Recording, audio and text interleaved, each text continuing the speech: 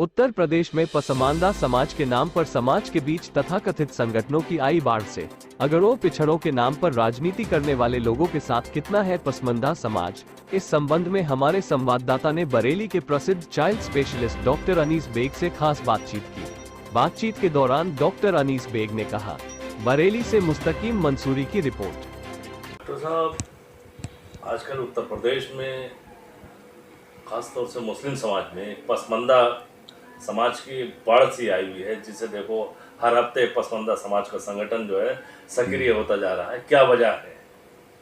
देखिए, सबसे पहले तो मुस्तकीम भाई, मैं कभी भी, चाहे वो हिंदू हो मुसलमान हो, आपस में कास्टिज्म हो, चाहे हिंदू में आपस में कास्टिज्म हो, चाहे मुसलमानों में आपस में कास्टिज्म हो, इस पर कभी यकीन ही नहीं करता हूँ।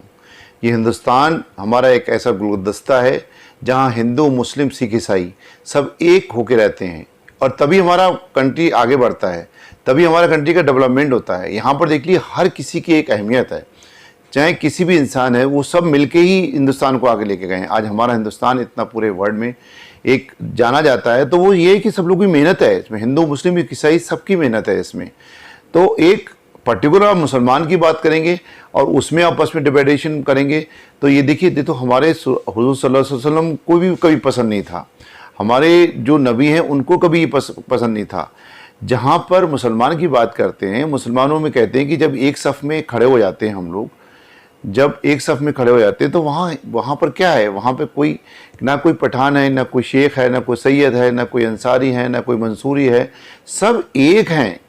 और मैं तो कहूँगा मुसलमान ही एक ही नहीं है, हम तो कहते हैं हिंदू मुस्लिम सिख ईसाई सब एक हैं।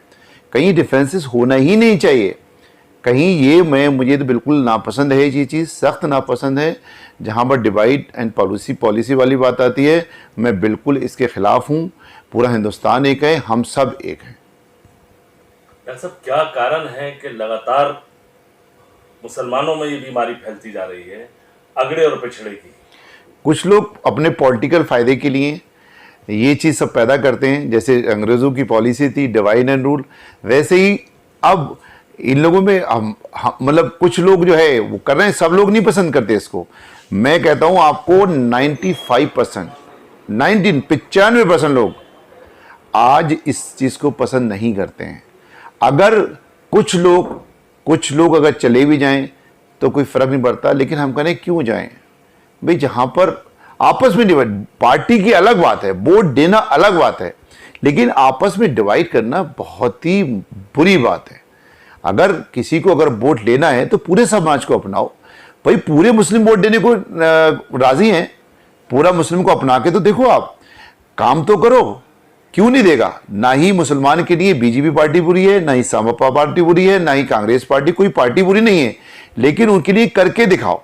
अगर करके दिखाओगे आप किसी के लिए, तो आपको सब जोड़ा, आप सबको जोड़ो, आप डिवाइड पॉलिसी मत करो।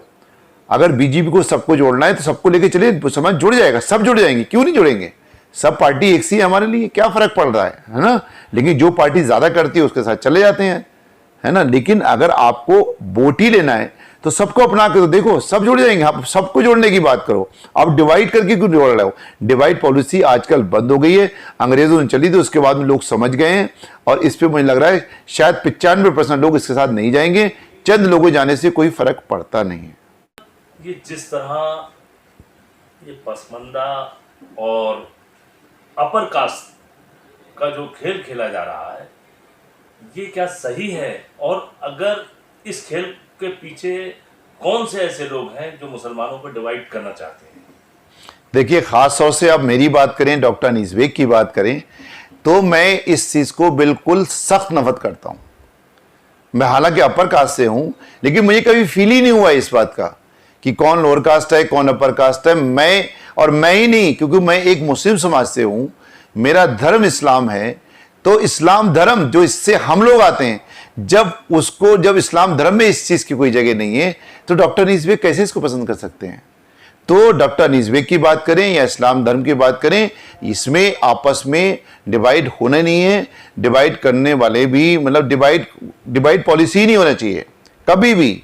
आपस में हम सब एक हैं, सब एक हैं, चाहे कोई भी हो, वो चाहे मुस्लिम समाज का कोई भी तबका हो, सब एक हैं। वो अलग बात है, कोई लोग लोअर कास्ट से आते थे, पहले जिनको रिजर्वेशन मिला, और उनको रिजर्वेशन भी उनका हक है भाई, रिजर्वेशन उनका हक है, उनको अपर लाने के लिए, ऊपर लाने के लिए उनको मिलना चाहिए। रिजर्वेशन के कभी खिलाफ नहीं किया। खासतौर से मुस्लिम समाज की बात करें तो मुस्लिम समाज का जो अपर कास्ट है वो कभी भी रिजर्वेशन के खिलाफ नहीं किया। मुस्लिम समाज में कभी भी अपर कास्ट ने रिजर्वेशन खत्म करने के लिए नहीं कहा है। और मैं कहता हूं अपनी तरफ से कि रिजर्वेशन होना चाहिए, ये उनका हक है, उनको मिलना चाहिए हमेशा। कभी भी जब इस बात पे कभी डिस्कशन नहीं हुआ तो जबरदस्ती का एक डिफरेंसेस पैदा करने वाला बयान और डिफरेंसेस करने वाली जमात बनाना, बिल्कुल इसके मैं खिलाफ हूं। नहीं होना चाहिए, ये चीज बिल्कुल नहीं होना चाहिए आपस में। और मैं तो कहता हूं ये देश हमारा एक, जैसे मैंने पहले कहा, हमारा एक हिंदुस्तान एक गुलदस्ता है जहां पर हर तरीके का फूल खिलता है, चाहे हिंदू हो, चाहे मुसलमान हो, चाहे सिख हो, चाहे ईसाई हो।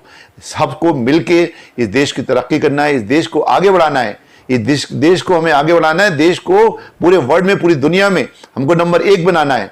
और ये हर हिंदुस्तानी का ये जज्बा होता है। आप देख लीजिए, कहीं पर भी जब हिंदुस्तान की बात होती है, अगर हम बाहर जाते हैं तो हम फख्र से कहते हैं कि हम हिंदुस्तानी हैं और हिंदुस्तान हमारा मुल्क है, हम हिंदुस्तानी, हम इस पर गर्व करते हैं। We proud to be a Indian. तो हम लोग हमेशा एक हिंदुस्तानी हैं, हिंदुस्तानी की तरह रहें। पार्टी है जो भी हैं, उनके अपने फैसले होते हैं, उस पर ना जाके अपना खुद डिसीजन लें। और मैं अब फिर कहता हूं कि 95% लोग इसको बिल्कुल पसंद नहीं करेंगे और ना ही करते हैं, ये देख लीजिएगा आप। तो हम लोग इंडियन हैं और हिंदुस्तानी हैं, इस बात का बिल्कुल फख्र है और गर्व भी है।